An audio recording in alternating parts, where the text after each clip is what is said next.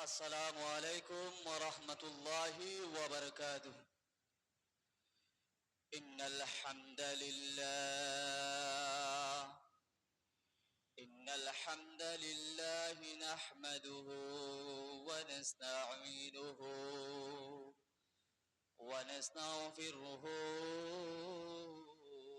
ونؤمن به ونتوكل عليه ونعوذ بالله من شرور أنفسنا ومن سيئات أعمالنا من يهده الله فلا مضل له ومن يضلله فلا هادي له ونشهد أن سيدنا ونبينا وحبيبنا ومولانا محمدا عبده ورسوله الذي أرسله الله بالحق بشيرا ونذيرا وداعيا إلى الله بإذنه وسراجا وقمرا منيرا فقد قال الله تعالى في كلامه المجيد والفرقانه الحميد فأعوذ بالله من الشيطان الرجيم بسم الله الرحمن الرحيم إن الله وملائكته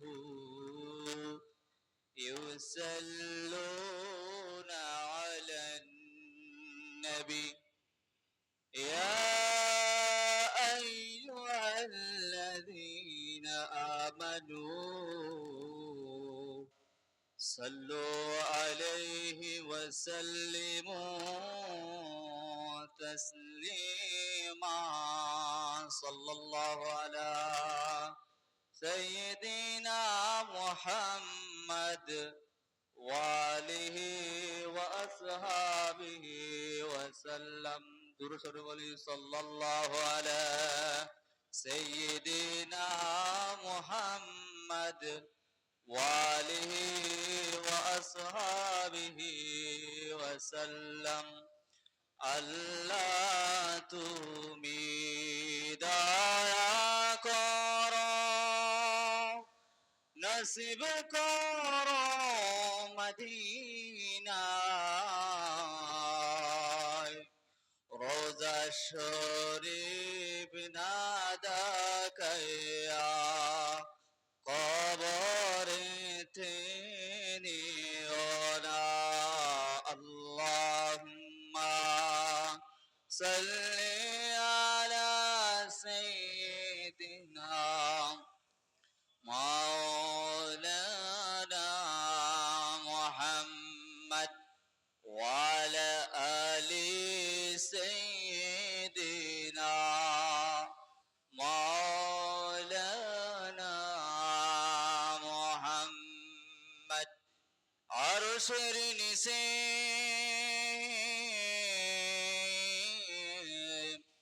সিজদায় পড়ে কান্দেন নবী যার যার ওগো আল্লাহ মাফ করে দাও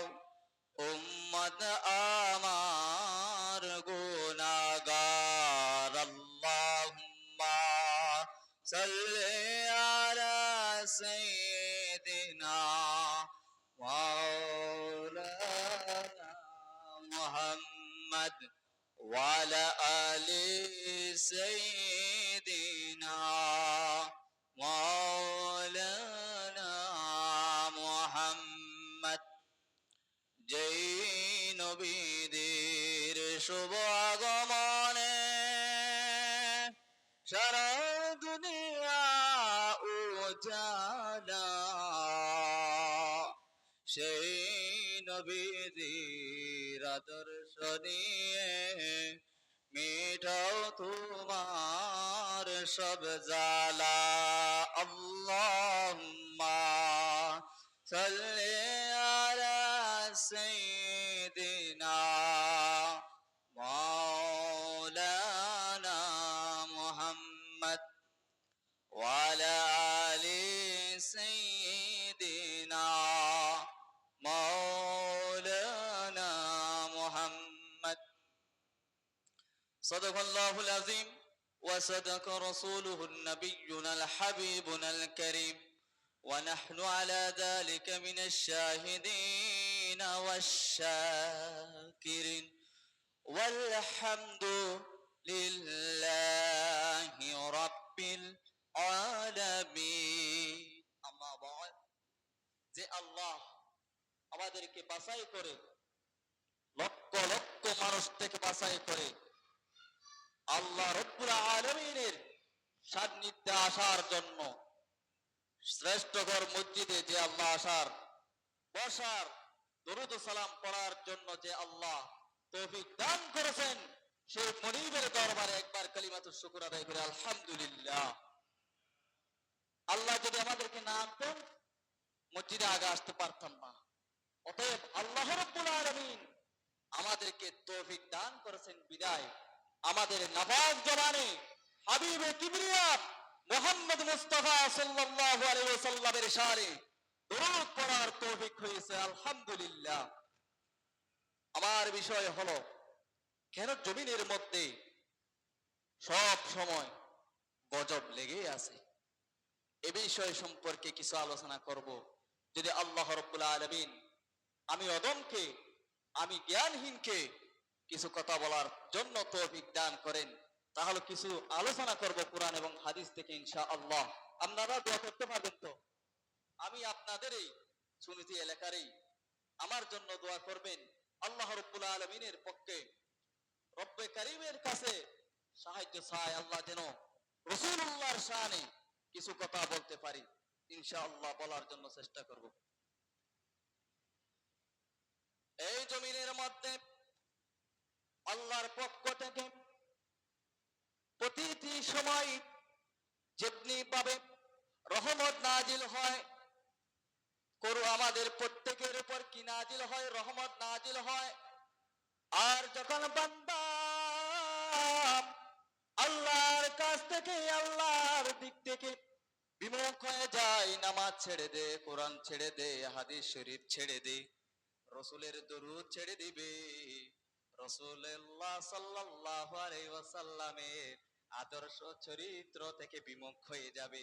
আর আমার আল্লাহ সহ্য করেন না, আমাদের আমলের কারণে আমাদের উপর আল্লাহর পক্ষ থেকে গজব আসে। নাউজুবিল্লাহ। কি জন্য? আমাদের আমলের কারণে, কর্মের কারণে, কাজের কারণে আল্লাহ রাব্বুল আলামিন রাগান্বিত হয়ে আমাদের উপর লানত গজব দিয়ে দুনিয়াটা কি করে দেন? অশান্ত করে দেন।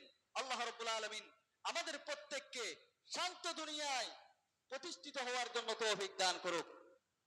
১,৫০০ বছর আগে হাদিস কুলের সম্রাট আবু হুরায়রা রাদিয়াল্লাহু তাআলা আনহু বলেন, রাদিয়াল্লাহু তাআলা আনহু, যে সাহাবীদের শানে আমার আল্লাহ রাব্বুল আলামিন রাদিয়াল্লাহু তাআলা আনহু বলেছেন, সাহাবে কেরাম আল্লাহর উপর সন্তুষ্ট ছিলেন, অতএব আল্লাহ রাব্বুল আলামিন তাদের উপর সন্তুষ্ট ছিলেন। সুবহানাল্লাহ। আমরা মেহমানদের জন্য কি করতে পারি? আপ্যায়ন করতে পারি। আমাদের টাকা খরচ নাই, শুধু জবানটা আমাদের কি করতে হবে? লড়তে হবে, উচ্চারণ করতে হবে। যদি আমরা কি করি? সাহাবীদের শানে মহব্বত নিয়ে আল্লাহর সন্তুষ্টির জন্য রাদিয়াল্লাহু তাআলা আনহু বলতে পারি আল্লাহ পাক আমাদের উপরও রাজি হয়ে যাবেন, সন্তুষ্ট হয়ে যাবেন। আলহামদুলিল্লাহ। হাদিস বিশারদ, হাদিস জগতের সিংহ পুরুষ হযরত আবু হুরায়রা রাদিয়াল্লাহু তাআলা আনহু থেকে বর্ণিত قال তিনি বর্ণনা করেন قال رسول الله বলুন সাল্লাল্লাহু আলাইহি ওয়াসাল্লাম, দরুদ পড়লো আমার আল্লাহর পক্ষ থেকে কি হয়? আপনার উপর আমার উপর রহমত নাজিল হয়, আপনার থেকে আমার থেকে 10টা গুনাহ কি হয়ে যায়? মাফ হয়ে যায়। সুবহানাল্লাহ। লাভ আছে না নাই? দরুদের মধ্যে লাভ। যার ভিতরে দরুদ থাকবে না, রাসূলুল্লাহর ভালোবাসা থাকবে না, সে মুসলমান দাবি করলো, বাংলার জমিনের বাংলাদেশের একটা কি আছে? বালাম আছে। মুসলমানের বালামের মধ্যে নাম থাকবে না। বাংলাদেশের সংবিধানে আপনার আমার নাম মহিউদ্দিন থাকতে পারে, যে কোনো নাম থাকতে পারে, মুসলমান আব্দুর রহমান থাকতে পারে। যদি রাসূলুল্লাহ সাল্লাল্লাহু আলাইহি ওয়াসাল্লামের উপর সন্তুষ্ট হয়ে রাসূল ইসলামের শানে দরুদ পড়ি, তাহলে আল্লাহর বালামের মধ্যে আমাদের প্রত্যেকের নামটা মুহাম্মদ সাল্লাল্লাহু আলাইহি ওয়াসাল্লামের উম্মতের নাম হিসাবে কি হয়ে যাবে? লিপিবদ্ধ হয়ে যাবে। সুবহানাল্লাহ। রাসূল ছাড়া দুনিয়া চলে না, রাসূলের আদর্শ ছাড়া দুনিয়া চলবে না। চলবে নাকি? অনেক দিন আমরা মুসলমানরা কি হয়েছি? রাসূলের কথা বলতে পারি নাই, সাহাবীদের কথা মুখ দিয়ে বলতে পারি নাই। আল্লাহ রাব্বুল আলামিন আমাদের প্রত্যেককে বলার জন্য আবারও দেশটাকে স্বাধীন করে দিয়েছেন। আলহামদুলিল্লাহ। তারপর কোন কারণে আল্লাহর জমিনে আল্লাহর পক্ষ থেকে গজব আর আযাব আসে? কিছুদিন আগে আমাদের উপর করোনা আসছে ছিল। করোনা নামক একটা রোগ আসছে কিনা? ওই করোনা আসছিল শুধুমাত্র আমাদের কর্মের কারণে।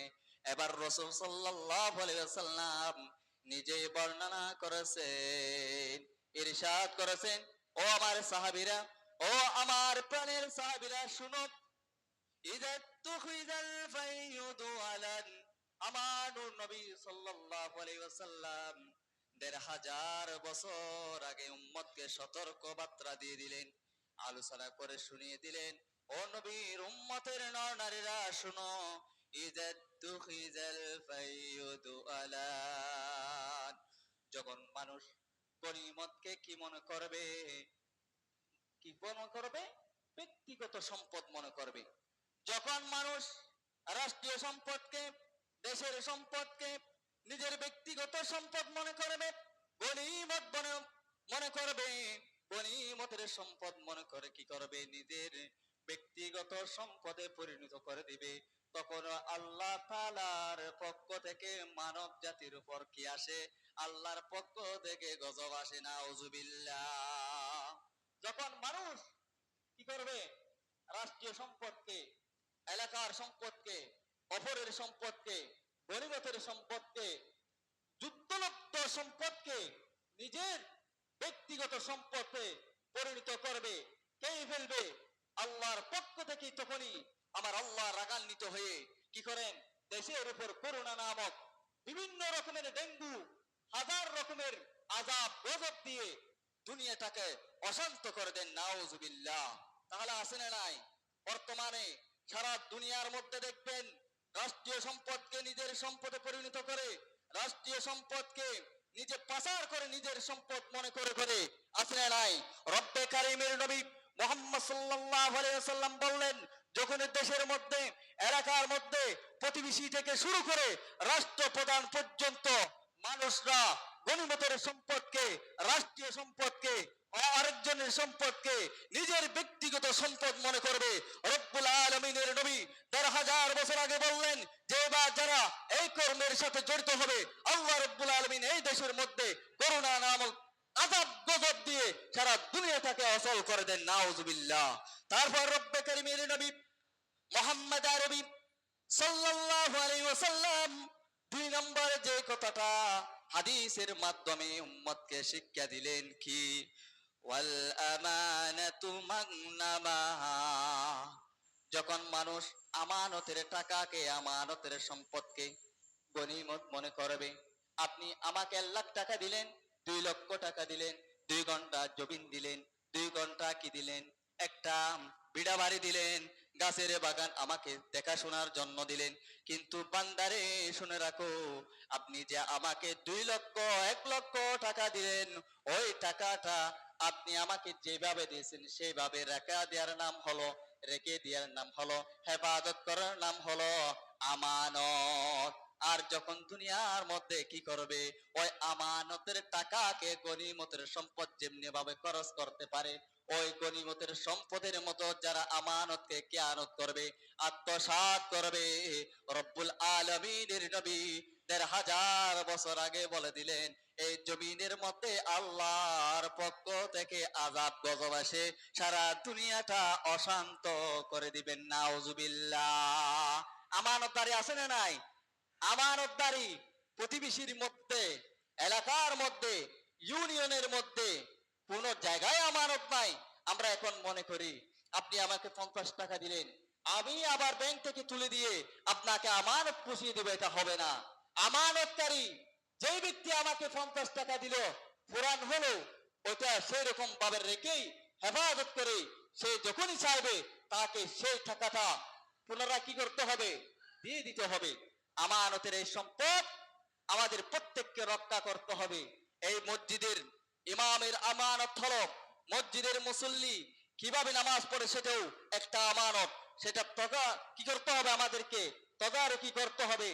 কিভাবে নামাজ পড়লে আল্লাহ রাব্বুল আলামিন নামাজটা আল্লাহর কাছে শুদ্ধ হবে, আল্লাহ রাব্বুল আলামিন কবুল করবেন, সেটাও ইমামের দায়িত্ব।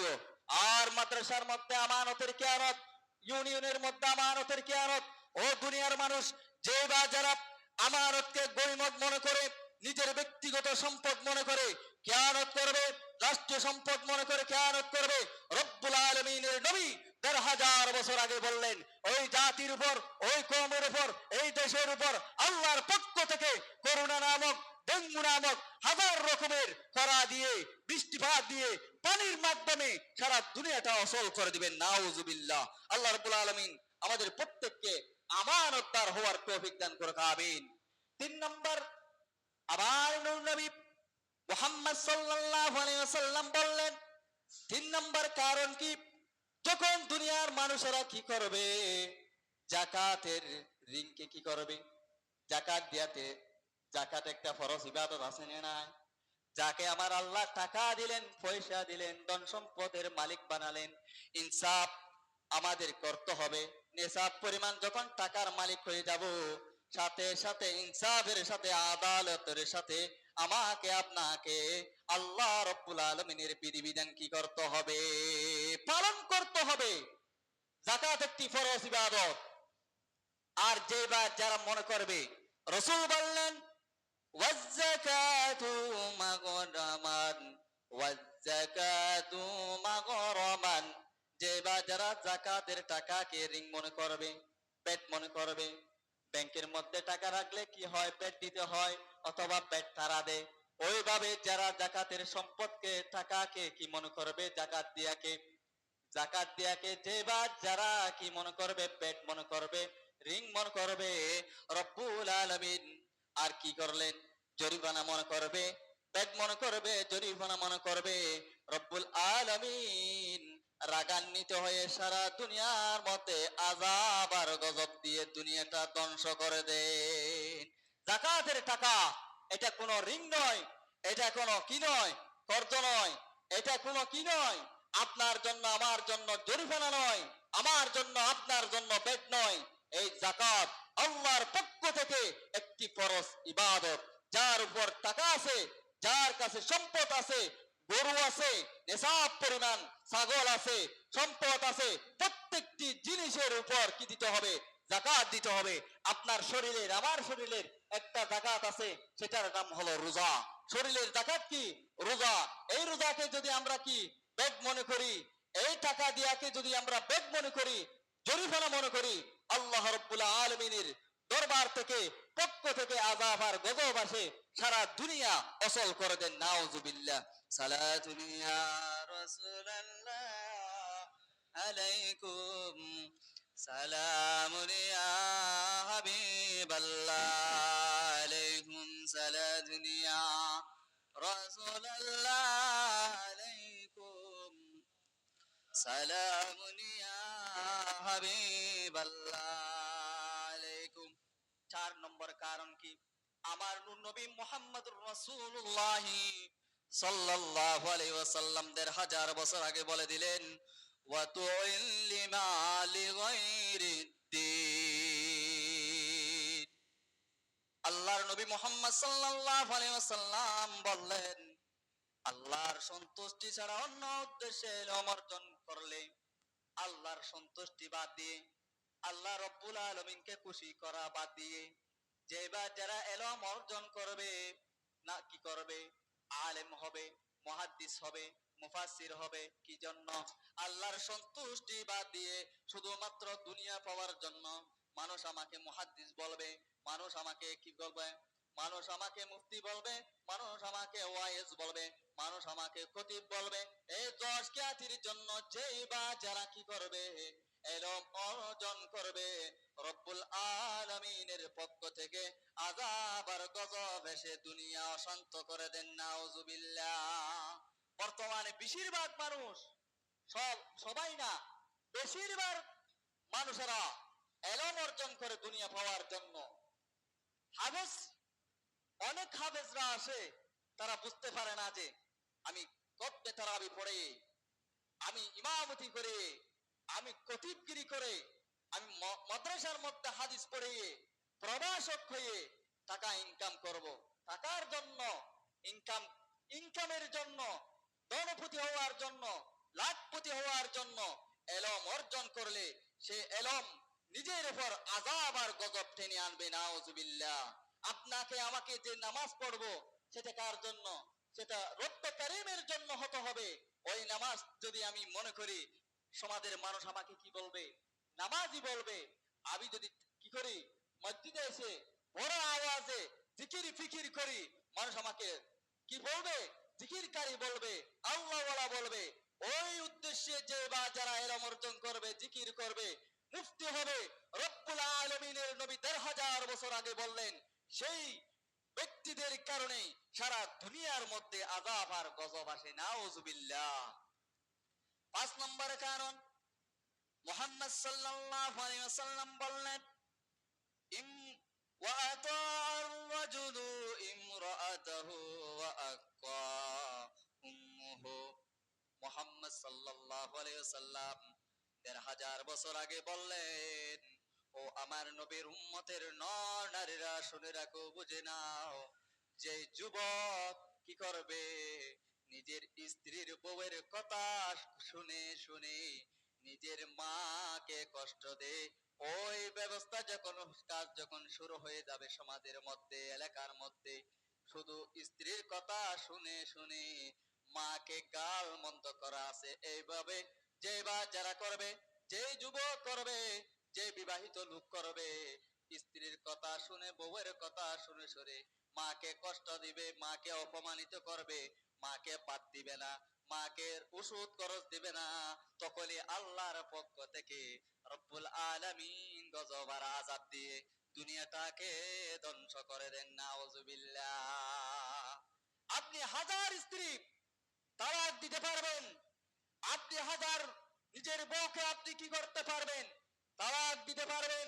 আপনি যে মা জননী 10 মাস 10 দিন গর্ভে রেখে আপনাকে আমাকে পেটের ভিতরে ধারণ করে 2 বছর দুধ খাওয়াইছেন, আর প্রসবের বেদনা সহ্য করে আপনাকে আমাকে লালন পালন করেছেন, সেই মাকে যেই বা যারা স্ত্রীর বউয়ের কথা শুনে শুনে কষ্ট দিবে, দুঃখ দিবে, বেদনা দিবে, আল্লাহর পক্ষ থেকে সেই কওমের উপর, সেই জাতির উপর কি আসে? আল্লাহর পক্ষ থেকে গজব আর আযাব এসে সারা দুনিয়াটা অচল করে দেন। নাউজুবিল্লাহ বলুন। তাহলে কি করা যাবে না? স্ত্রীর কথা শুনতে পারবেন, পরামর্শ হলে, ধর্মীয় হলে, আপনার কল্যাণের জন্য হলে, আপনার যে কি আছে, আপনার কল্যাণ আছে, এই রূপ কথা বললে স্ত্রীর কথাও শুনতে হবে। তখনও আপনি কি করতে পারবেন না? স্ত্রীর কথা বাদ দিতে পারবেন না। যদি ইসলামিক, ধর্মীয় আর কোরআন হাদিস অনুযায়ী আপনাকে পরামর্শ দেয়, সেই পরামর্শ গ্রহণ করা স্বামীর জন্য ফরজ। সুবহানাল্লাহ। আর যদি মা বাবাকে ঠকানোর জন্য কি করে? কষ্ট লাঞ্ছিত করে, আল্লাহর রাসূল ১৫০০ বছর আগে বললেন, সেই জাতির উপর, সেই যুবকের উপর, সেই ব্যক্তির উপর রব্বে কারীমের পক্ষ থেকে কি আসে? গজব আসে। কার কথা? আমার কথা না। আমি শুধু রাসূল সাল্লাল্লাহু আলাইহি ওয়াসাল্লাম যা বললেন তাই বলেছি। এটা কার কথা? মুহাম্মদ সাল্লাল্লাহু আলাইহি ইসলামের কথা। তারপর রাসূল সাল্লাল্লাহু আলাইহি ওয়াসাল্লাম বললেন ৬ নম্বর কারণ দেশের মধ্যে আযাব আসার, ওয়া আদনা সাদিকাহু ওয়া আকসা আবাহু। আমার নূর নবী মুহাম্মদ সাল্লাল্লাহু আলাইহি ওয়াসাল্লাম বললেন, ও দুনিয়ার মানুষ, দুনিয়ার মানুষেরা শুনে রাখো, রাসূল সাল্লাল্লাহু আলাইহি ওয়াসাল্লাম আমাকে আপনাকে জান্নাতের মেহমান বানার জন্য কি দিলেন? নসিহত করলেন, ওয়াজ করলেন। ও আমার সাহাবীরা, তোমরা যদি আযাব থেকে, গজব থেকে, নির্যাতন থেকে, জুলুম থেকে, আর আজিমের রাগান্বিত থেকে বাঁচতে চাও, তাহলে রব্বুল আলামিন ১৫০০ বছর আগে বললেন, ওয়া আদনা সাদিকাহু ওয়া আকসা আবাহু। আমরা কি করি? টাকাওয়ালা সঙ্গীর সাথে থাকি, বন্ধুর সাথে থাকি। নিজের বন্ধুকে ফুরসিদেনে নিয়ে, ইনসাফে নিয়ে লাখ টাকা খরচ করতে যুবকরা কি করে না? দ্বিধাবোধ করে না। যে বাচ্চারা পিতাকে কষ্ট দিয়ে, নিজের জনম দুঃখিনী বাবাকে কি দিয়ে? কষ্ট দিয়ে নিজের সঙ্গীকে আনন্দ দিবে, নিজের বন্ধুকে কি দিবে? আনন্দ দিবে। ভালোবাসা দেওয়ার জন্য নিজের ঘরটাও দিয়ে দিবে, নিজে টাকা খরচ করবে, ফুর্তি জেনে নেয়, এমনকি সারা দুনিয়ার মধ্যে ঘোরাফেরা করে বন্ধু সাথী নিয়ে। কিন্তু নিজের বাবা যে খেতে পায় না, নিজের বাবা যে কষ্টের মধ্যে, দুঃখের মধ্যে থাকে, সেটার দিকে সে নজর দেয় না। যে বাচ্চারা এই কর্মের অধিকারী হবে, এই কাজের অধিকারী হবে, বাবাকে কষ্ট দিবে, আর সঙ্গী সাথীকে, বন্ধুকে, নিজের প্রতিবেশী বন্ধুকে, ভাইকে কি দিবে? আনন্দ দিবে। আল্লাহ রাসূল ১৫০০ বছর আগে বললেন, এই কাজটা যার ভিতরে পাওয়া যাবে, ওই আমলের কারণে রব্বে কারীমের পক্ষ থেকে আযাব আর গজব আসে। সারা দুনিয়ার মধ্যে করোনা আসে, নাউজুবিল্লাহ। করোনার সময় রোগ আসলে বোঝা যায় রোগের দাম, রোগ না আসলে রোগের দাম বোঝা যায় না।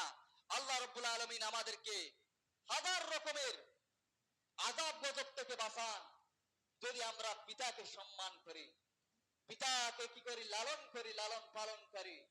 পিতা যদি হাসপাতালে থাকে, তার সাথে আমাদের কি করতে হবে? রাত জাগতে হবে, আপনার জন্য, আমার জন্য। এমনিতেই পিতা টাকা খরচ করেছেন, আলেম বানিয়েছেন, বড় করেছেন, শিক্ষা দিয়েছেন। শিক্ষা যদি নাও দেন, পিতা তো পিতা, বাপ তো বাপ, ওই বাপের কি করা যাবে না? বাপকে কষ্ট দিয়ে যাবে না।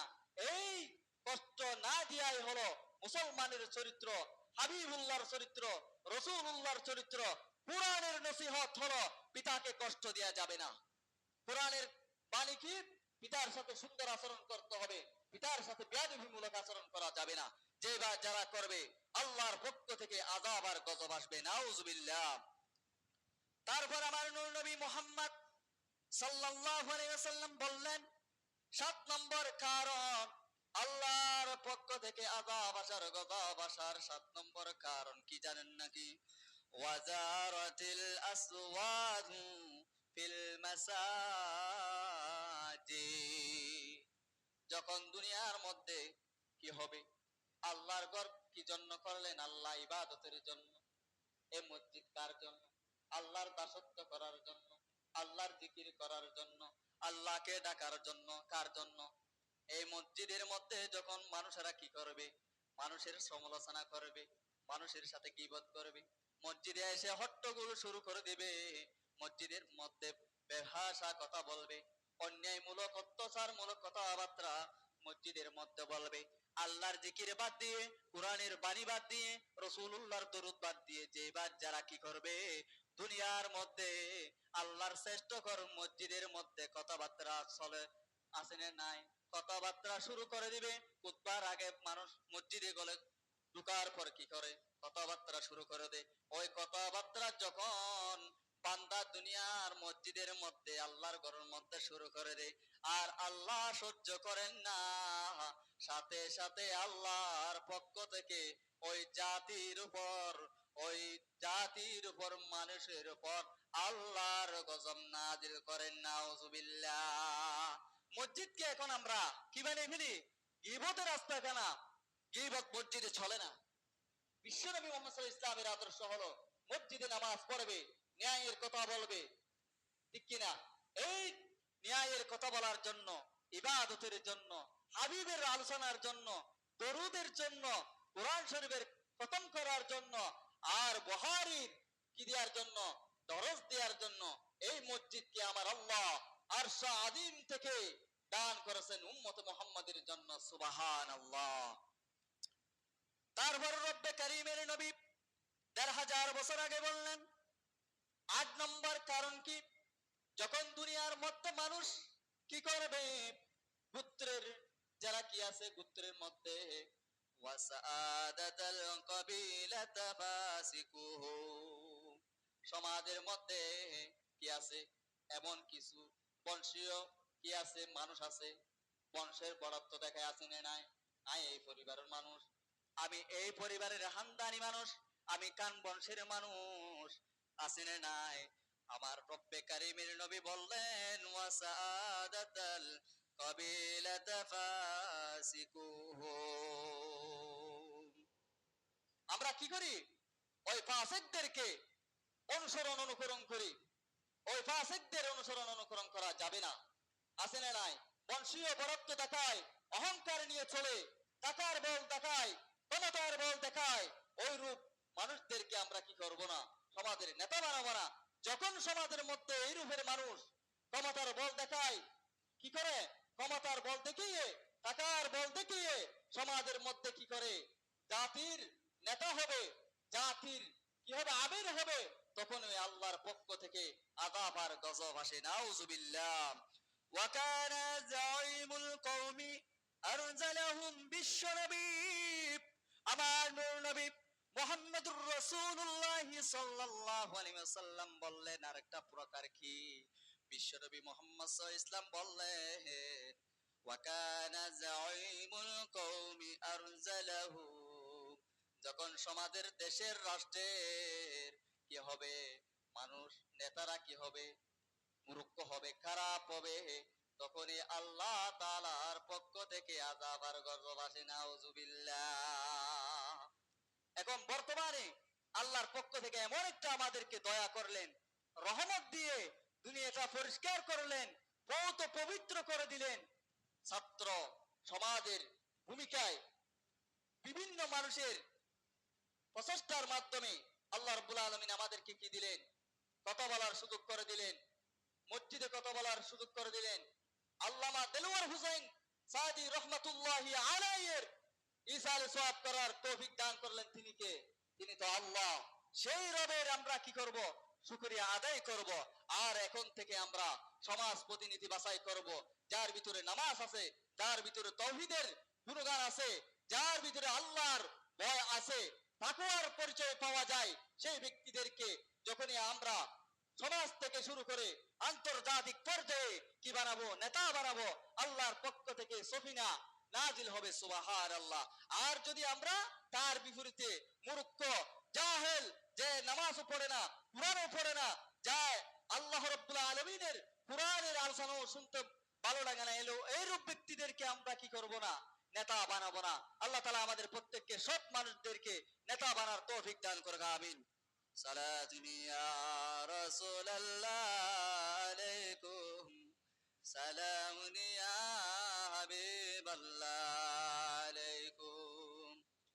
নূর নবী আমার মুহাম্মদুর রাসূলুল্লাহ আবার উম্মতকে শিক্ষা দিলেন, জাহান্নাম থেকে বাঁচিয়ে কথা বললেন, জাহান্নামের আগুন থেকে বাঁচার জন্য আরেকটা প্রকার শিখিয়ে দিলেন।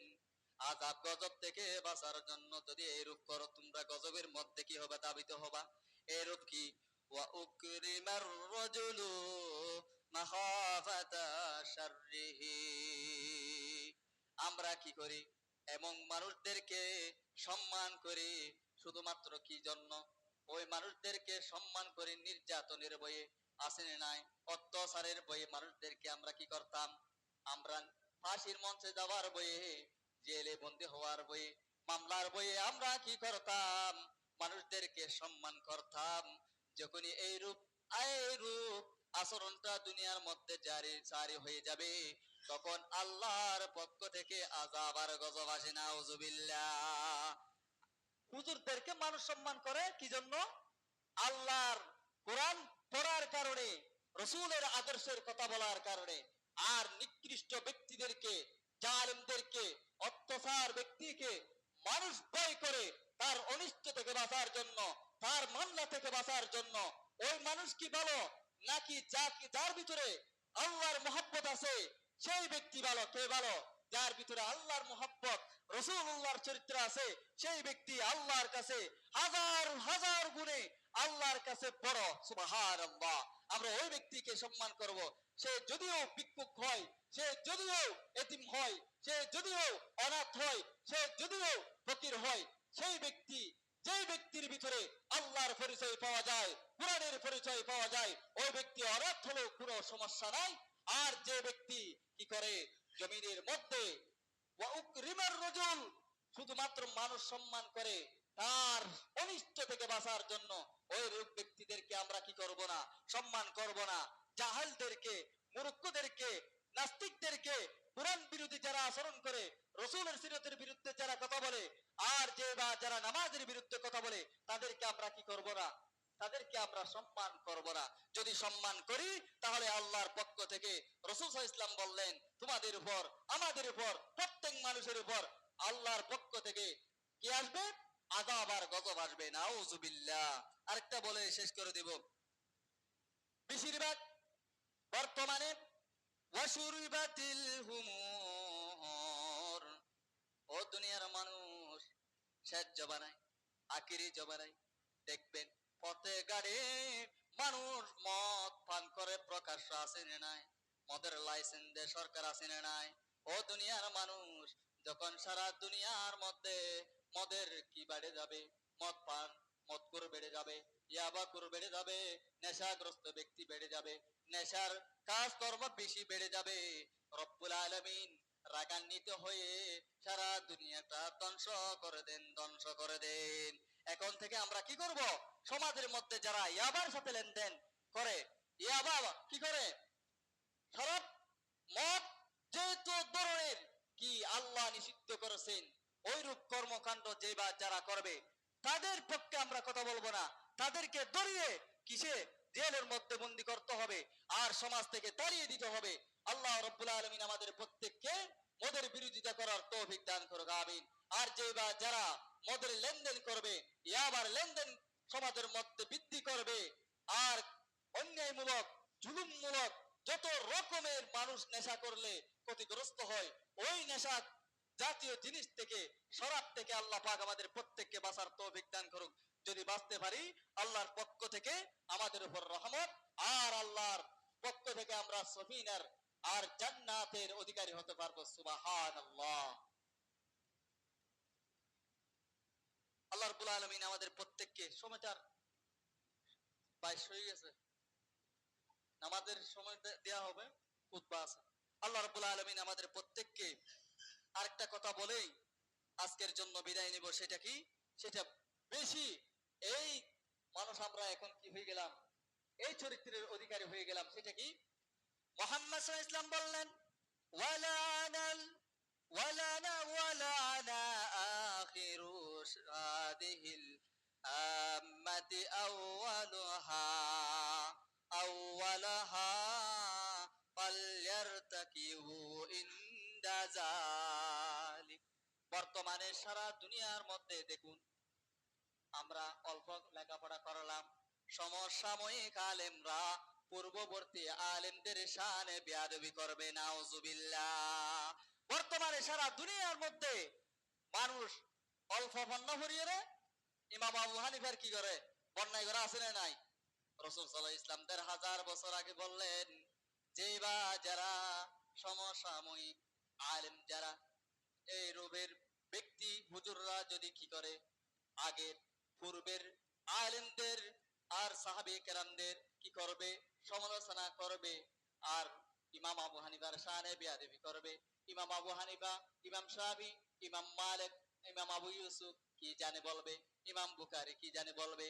ওই রূপের কারণে, ওই ব্যক্তিদের কারণে আল্লাহ তাআলা ওই ব্যক্তির উপর লানত করেন, নাউজুবিল্লাহ। কি জানে মানি বের বদুয়াদন। ইমাম আবু হানিফা নইলে নামাজ হারানা খাইতাম, ইমাম আবু হানিফা রহিমাহুল্লাহ নইলে ফতোয়া না জানতাম। রব্বে কারীম আমাদের প্রত্যেককে ইমাম আবু হানিফা রহিমাহুল্লাহর উপর শ্রদ্ধা রেখে, সুন্নতির শাহ সাহেব হুজুরের উপর শ্রদ্ধা রেখে, আল্লামা সাদি শাহ হুজুরের সম্মান রেখে দুনিয়ার মধ্যে আমরা বাঁচার তৌফিক দান করুন। ওয়া মা আলাইনা ইল্লাল বালাগ। ওয়াসসালামু আলাইকুম ওয়া রাহমাতুল্লাহি ওয়া বারাকাতুহু।